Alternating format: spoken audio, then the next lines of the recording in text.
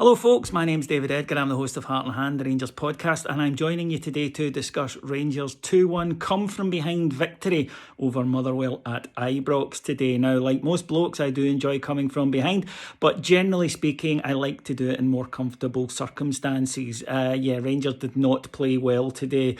Really lacked intensity from the start. It was a performance we'd seen too often in terms of, mainly away, it has to be said, not Ibrox, but too often recently with the slow start. And today we were, just the passing was just that little bit off. We weren't crisp enough. We played in front of Motherwell a lot. All the things we don't really like to see from Rangers. So it was a question of could we gut it out? And we eventually just about managed to do that. Jermaine Defoe equalised just before half-time. And Philip Helander crowned off a good display, an excellent week for the big man by crashing in the winner with 10 minutes to go. Lots of talking points from the match today. As I say, first of all, Rangers made a few changes to the side that played the other night, understandably, with Scott Arfield and Joe Aribo coming into midfield in place of Ryan Jack and Glenn Kamara. And Brandon Barker retained his place, but out in the other wing was Greg Stewart with Jermaine Defoe in from Alfie from the start.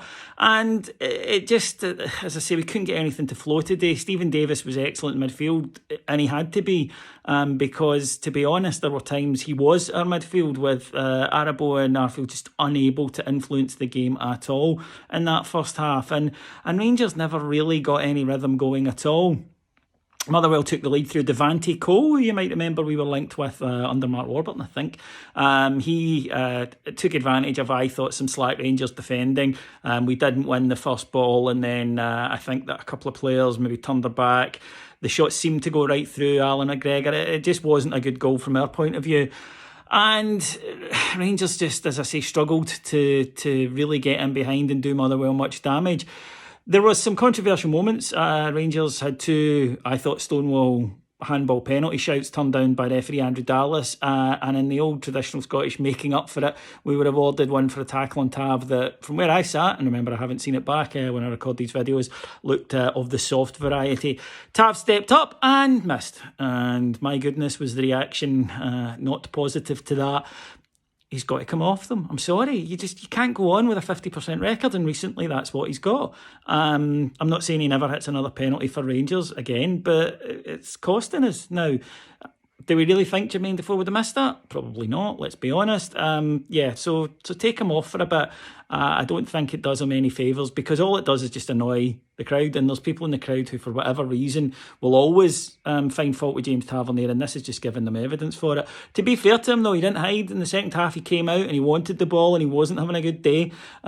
His form isn't great at the moment, but he wanted on the ball, and I admire that. And in fact, it was later on he who played a part in the winner, but we'll come to that. Just before half-time, all the good football we've played this week, a long kick-out from Alan McGregor from a Motherwell attacking free kick, found Jermaine Defoe. I think Motherwell complained about a foul in the build-up, but it broke to Stephen Davis, the edge of back. He's the shot that the keeper's punched away, and there was Jermaine Defoe to tuck one in. That's what he does. I just love Jermaine Defoe. I think he's brilliant, and he scores loads and loads and loads of goals.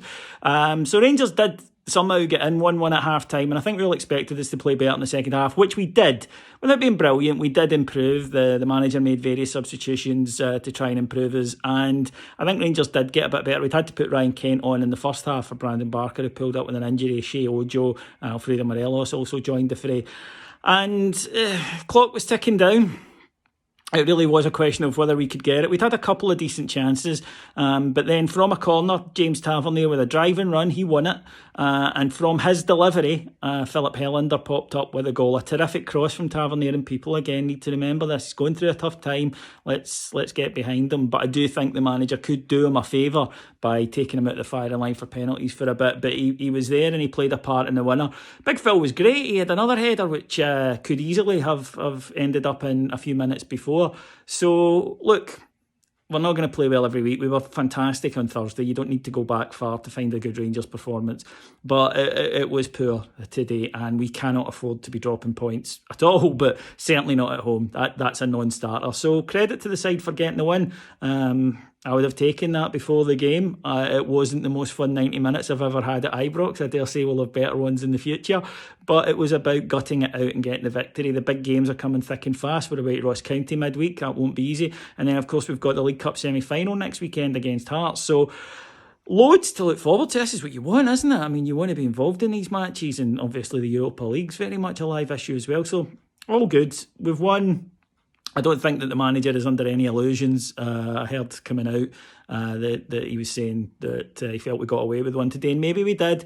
But I think the key thing for me is that some of the fringe players, or actually guys like Aribo and Arfield, who would have, I think, been considered, starters, they're playing themselves into being fringe players at the moment, and when they're getting opportunities, they're not doing enough to take them. We need to get Ryan Kent up to speed. He's shown just wee signs of what he'll be able to do for us, and it's great to have a stand-in like Jermaine Defoe for Alfredo Morelos, but we do miss the wee man when he's not there, and he wouldn't. He's an exceptional player. Thanks very much for joining me. The free podcast, Heart and Ham, will be up tomorrow on YouTube, Apple, Acast, anywhere you get your podcast, Spotify. It'll be there tomorrow. And if you want to hear even more from us, you know what to do. Go to our subscription site, $1.99 per month. That's all, for up to 5 shows every single day. It's patreon.com/Heart and Hand. Oh, and before I go today, I would just like to say hello to a guy I met at the game today. I bumped into someone who watches his videos, Ian from Australia. It really blows my mind that as I'm stood here in deepest Ayrshire making these, that they're being viewed by people so far away, and it just shows you, doesn't it, how far the Rangers family spreads all the way to Australia. Absolutely wonderful. Thank you for joining me. Enjoy the rest of your weekend, and I'll talk to you again on Wednesday night. Till then, take care. Bye bye.